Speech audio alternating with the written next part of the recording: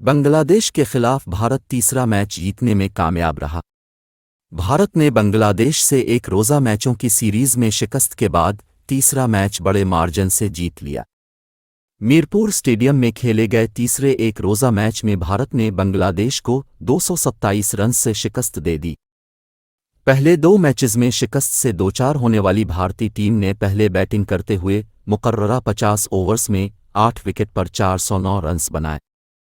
Bangladeshi team 410 runs के पहाड़ जैसे हदफ के ताक़ुब में 34 ओवर में 182 रन्स पर ढेर हो गई।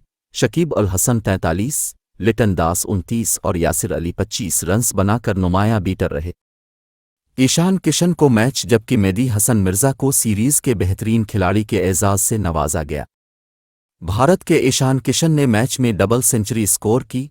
उन्होंने विराट कोहली के साथ दूसरी विकेट पर 290 रन्स की शिराकत भी बनाई।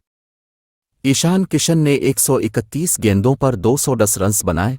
इस दौरान ने 10 छक्के और 24 चौके लगाए, जबकि विराट कोहली ने 113 रन्स की बारी खेली। भारत की तरफ से कोई और खिलाड़ी खातिर खा परफॉर्मेंस दिखाने में नाकाम रहा। बांग्लादेश के तस्कीन अहमद, इबादत हुसैन और शकीब अल हसन ने दो विकेटें हासिल कीं।